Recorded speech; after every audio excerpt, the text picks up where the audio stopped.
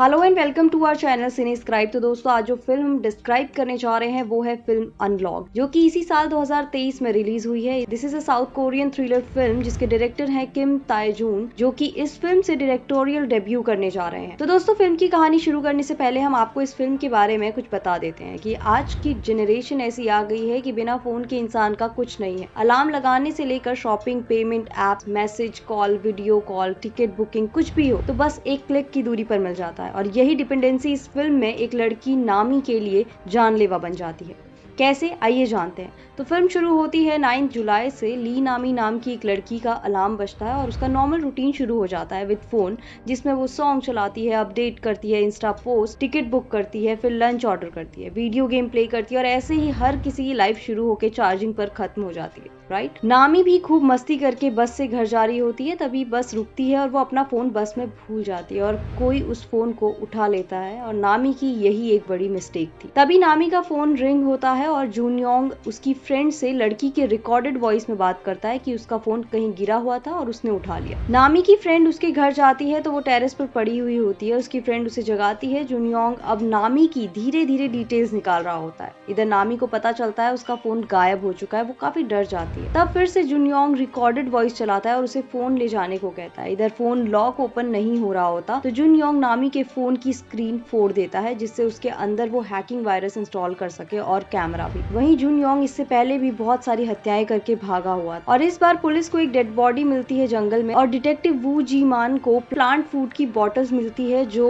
उस डिटेक्टिव का बेटा यूज किया करता था। 7 साल से उनका बेटा गायब है, जिसे डिटेक्टिव वू जी मान को दिक्कत ये थी कि उसका बेटा इन सब में कैसे इन्वॉल्व हो सकता है। तभी नामी को कॉल आता है कि इस एड्रेस से अपना फोन ले ले। वो वहां पहुंचती है और जूनयोंग मास्क पहन के वहां फोन ठीक करने वाला बना हुआ होता है और वो नामी के फोन लॉक्स और डिटेल्स जानना चाहता था, इसलिए उसके फोन में कैमरा इंसर्ट किया था। अब जूनयोंग कस्टमर बनकर नामी के रेस्टोरेंट आता है, ऐसा दिखाने के लिए कि उसके और नामी के कॉमन इंटरेस्ट हैं। अब नामी का फोन पूरी तरह से जूनयोंग के ही पास था, क्योंकि वो जब चाहे उसके फोन को चला सकता है और उसकी सारी एक्टिविटीज पर उसकी नजर रख सकता है।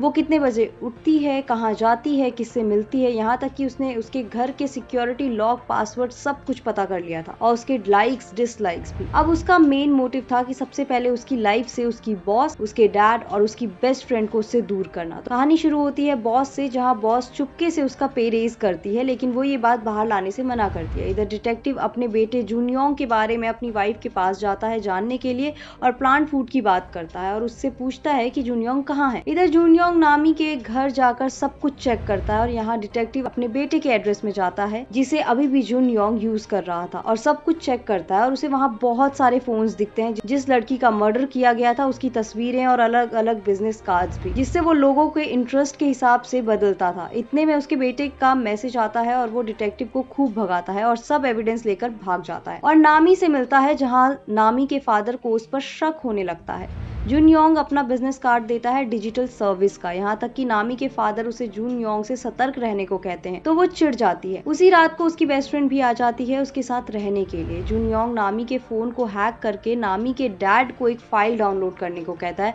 और उसका डैड वो कर लेता है। साथ ही वो नामी के डैड के घर के बाहर पैकेज भिजवाता है और उसे इंजर्ड करके किडनैप कर लेता है। दूसरी तरफ यूनजोंग ने एक को नहीं बल्कि बहुत से लोगों को मारकर उधर दफनाया हुआ था और अगली बारी नामी की थी। इतने में नामी को पता चलता है कि उसका अलार्म नहीं बजा और उसके ऑफिस में पेरेज वाली बात बाहर आ चुकी है। नामी के इंस्टा से एक पोस्ट की गई थी सीईओ के खिलाफ जो उसने की ही नहीं थी। वो जस्टिफाई करने के लिए अपने ऑफिस पहुंचती है कि उसका फोन हैक हो गया था, लेकिन कोई उस पर बिलीव नहीं करता और बॉस उसे ऑफिस से निकाल देती है। अब नामी जूनयोंग को हेल्प के लिए बुलाती है, जो कि नामी को बताता है कि उसके किसी रूममेट ने उसका फोन हैक किया है और नामी अपनी दोस्त पर झूठा इल्जाम लगाती है और उससे दोस्ती खत्म कर देती है। उसे पूरा यकीन था कि उसकी दोस्त ने ही ये काम किया है। बस जैसा जूनयोंग चाहता था वही हुआ। नामी वहीं पहुंचती है जहां वो पहली बार उस सर्विस सेंटर से फोन लेने गई थी, जहां ऑलरेडी डिटेक्टिव पहुंचा हुआ था। अब नामी डिटेक्टिव की हेल्प से उसे पकड़ने का प्लान करती है कि वो उसे मिलने के लिए बुलाएगी और तब वो सब उसे पकड़ लेंगे। जूनयोंग वहां पहुंच भी जाता है, लेकिन डिटेक्टिव घर के नीचे उसे पकड़ लेता है, लेकिन जूनयोंग एक अनजान व्यक्ति बनकर बच जाता है। अब नामी कहती है उसके पास दूसरा फोन है, बट उसे ये नहीं पता था कि वो भी हैक किया जा चुका है। वो डिटेक्टिव को बताती है कि मैं जब टेक्स्ट करूंगी तो समझना कि मैं ठीक हूँ, पर वो एक कार्ड में इसका उल्टा लिखती है कि जब वो कॉल करेगी तब सब ठीक होगा, टेक्स्ट आए तो मतलब कुछ गड़बड़ है। अब वो अपने डैड के घर निकलती है जहाँ जून योंग ऑलरेडी पहुंचा हुआ होता है। वो नामी के डैड को मारने की कोशिश करता है और नामी से कहता है कि टेक्स्ट करो डिटेक्टिव को कि तुम ठीक हो। बस डिटेक्टिव समझ जाता है और वो उसके डैड के घर पहुंचकर उसे पकड़ लेते हैं, बट तब तक वो नामी और उसके डैड को मार चुका था। बट सही टाइम पर डिटेक्टिव पहुंचकर नामी को तो बचा लेता है और डिटेक्टिव को पता चलता है कि जून योंग उसके बेटे का यूज कर रहा था, जबकि उसका बेटा भी ऐसे ही मारा जा चुका है। पर वो फिर भी जून योंग को नहीं मार पा रहा था। इतने में नामी सोचती है उसका डैड मर गया है, तो वो जून योंग को बेतहाश होकर गोली मार देती है। लेकिन तब तक उसका डैड होश में आ जाता है और केस सॉल्व हो जाता है। बट क्या केस सॉल्व सच में हो जाता है? आज ये तो साइको किलर है। इस दुनिया में आज की डेट में कई हैकर्स छुपे हैं। जी हाँ, इस देश में बल्कि वर्ल्ड में ऐसे हैकर्स छुपे हैं जो साइबर क्राइम को अंजाम दे रहे होते हैं हर सेकंड हर मिनट। तो सतर्क रहें, डिटेल्स फोन में कम ही रखें। तो फिल्म यहीं पूरी हुई। कैसी लगी आपको ये फिल्म, आप हमें कमेंट बॉक्स पर जरूर बताएं और साथ ही चैनल को लाइक शेयर एंड सब्सक्राइब करना ना भूलें। धन्यवाद।